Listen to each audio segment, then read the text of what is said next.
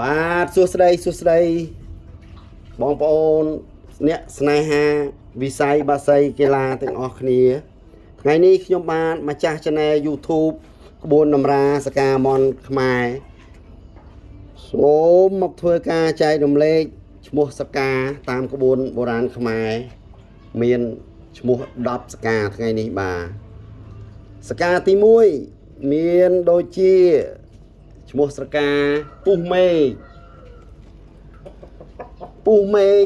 គឺជាស្រកាដែលមានទីតាំងនៅខាងក្រោយនេះ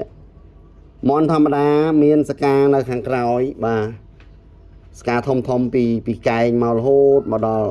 ខាងខ្នាយនេះគឺវាមានសកាតែមួយទេប៉ុន្តែបើសិនជាមានមន់ណាមានបែកបាទបែកសកាក្រោយហ្នឹងគេឲ្យឈ្មោះថាមន់សកាពីឃាតពុះមេឃ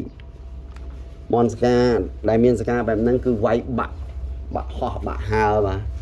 វាយឈឺបាទ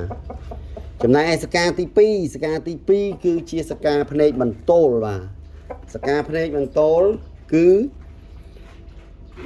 ជាសកាធំមួយតែវាមានបែកជ្រៀកតែជ្រៀកអត់ដាច់ទេវាជ្រៀកអត់ដាច់ទេបងប្អូនវាជ្រៀកនៅសកាណាក៏បានដែរតែជ្រៀកអត់ដាច់អានឹងគេឲ្យឈ្មោះថាស្រកាភ្នែកបន្ទោបាទភ្នែកបន្ទោគឺមានពុះតែពុះអត់ដាច់អញ្ចឹងមន់ដែលមានសកាបែបនេះគឺវាយឈឺដូចភ្នែកបន្ទោហ្នឹងបាទបែក7ពេកបាទបែកការភ្លើងបាទទី3គឺជាមន់ដែលមានស្រកាជ្រែកឋានបាតាលបាទមន់ឈ្មោះថាជ្រែកឋានបាតាលគឺបែកកូនម្រាមក្រោយបាទបែកចុងម្រាមក្រោយសកាបាទបងប្អូនមើលឃើញទេមន់ជាទូទៅមន់ម្រាមនេះគឺមិនងាយមានបែកទេបាទប៉ុន្តែមានមន់ខ្លះបែកបាទបែកចាប់ពី3ម្រាមឡើងគេឲ្យឈ្មោះថាជ្រែកឋានបាតាលបាទជ្រែកឋានបាតាលមន់បែបនេះក៏មានដែរគ្រាន់តែវាកម្របាទបន្ទាប់មកទៀតទី4គឺទម្លុះឋានបាតាលទម្លុះឋានបាតាលគឺវាមានសកានេះម្រាមចង្អុលនេះបាទម្រាមក្នុងចង្អុលនេះតម្រៀបជួរគ្នាឡើងមកដល់ខ្នាយបាទពីនេះទៅរៀបឡើងមកដល់ខ្នាយ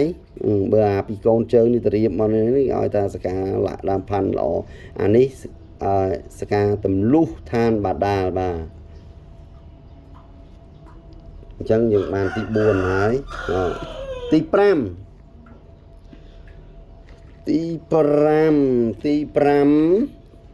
បែក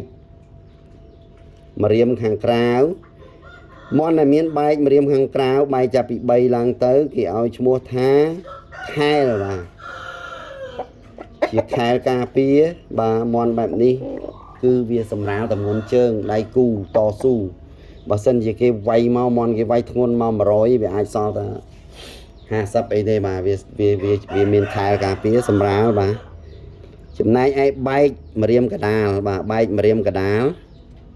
សៀតឬក៏បែកបាទម្រាមកដាលនេះគឺមហាសំកាំងបាទអញ្ចឹងមន់ដែលមានសកាបែកម្រាមកដាលនេះវាធ្វើឲ្យដៃគូតស៊ូភាំងធ្វើឲ្យយើងវាយបានបាទដូចជាគេវាយយើងលិចកើតនៅចុងទឹកអីទៅវារៀងភាំងទៅយើងវាយបានវិញបាទអានេះវាមានមហាសំកាំងបាទចំណែកឯមន់បែកនៅម្រាមក្នុងបាទម្រាមក្នុងម្រាមចង្អុលក្នុងនេះគឺជាមន់ដែលវាយបាក់ឈឺបាទវាយបាក់បាទ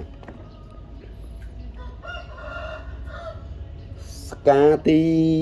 8បាទទី8គឺផ្ចាញ់សត្រូវបាទសកាផ្ចាញ់សត្រូវមានទីតាំងនៅណាគឺបែកចុងម្រាមបាទសកាមន់ដែលបែកចុងម្រាមគេឲ្យឈ្មោះថាផ្ចាញ់សត្រូវបាទផ្ចាញ់សត្រូវអញ្ចឹងទី8គឺសកាផ្ចាញ់ទៅទី9ព្រះនរាយបាទព្រះនរាយមន់ដែលមានសកាម្រាមបែកបាទបែកគ្រប់ម្រាមបាទម្រាមទាំង8ហ្នឹងគឺបែកគ្រប់ម្រាមបែកនៅទីតាំងណាក៏បានដែរបែក1 2 3 4គ្រប់ម្រាម8ហ្នឹងគេឲ្យឈ្មោះថា មន់ដែលមានសកាព្រះនរាយណ៍បាទព្រះនរាយណ៍បាទអញ្ចឹងបែកគ្រប់ម្រាមគេឲ្យឈ្មោះថាមន់ដែលមានសកាព្រះនរាយណ៍ដៃ8បាទមន់នឹងគឺវាយបានគ្រប់ទិសបាទដៃ8បាទអាមិនក៏វាយបានទៅលើក៏វាយទៅក្រោមក៏វាយរត់ក៏វាយជាមន់វាយមិនរើសក្បាច់បាទទី10បាទទី10គឺជាស្រកាបែកឬក៏សៀតបាទសកាសៀតសកាតូចមួយសៀតនៅក្រោមសកាធំនៅម្រាមនេះម្រាមហ្នឹង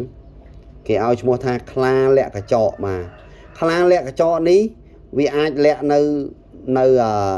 កន្លែងម្រាមសកាម្រាមហ្នឹងតាណាក៏បានដែរគេឲ្យឈ្មោះថាខ្លាលាក់កញ្ចក់តលតែយើងសកត់កាច់ម្រាមមើលបានយើងអាចមើលឃើញបាទវាលាក់អញ្ចឹងបាទតើយើងពុតចេះបានយើងមើលឃើញបាទ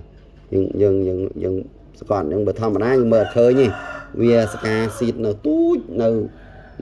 ក្រោមសកាធំអញ្ចឹងគេឲ្យឈ្មោះថាលាក់កញ្ចក់បាទអញ្ចឹងបើវាលឹបនៅអាកលាក់នេះអញ្ចឹងចាស់ពីដើមគេហៅសកាជន់លិចជន់បាត់អីហ្នឹងអាហ្នឹងឈ្មោះខ្លាលាក់កញ្ចក់បាទចាស់បុរាណគេហៅជន់លិចបាទមន់ដែលមានសកាបែបនេះគឺជាមន់ល្អមួយបាទមានអំណាចមហិទ្ធិឫទ្ធិបាទដូចជាខ្លាអញ្ចឹងបាទខ្លាលាក់កញ្ចក់បាទអញ្ចឹងថ្ងៃនេះក៏សូមចែករំលែកឈ្មោះ10សកានេះឯងបាទសូមថាបងប្អូនអ្នកស្នេហាវិស័យបាក់សីកីឡាយកទៅមើលទៀងផ្ទាត់មើលទៅតើមន់របស់បងប្អូនមានសកាបែបហ្នឹងទេហើយក៏សូមជួយចុចរូបកណ្ដឹងចុចឲ្យមេដៃមួយមកបងប្អូនដើម្បីជាកម្លាំងចិត្តខ្ញុំបាទមានកម្លាំងចិត្តធ្វើវីដេអូតទៅទៀតបាទ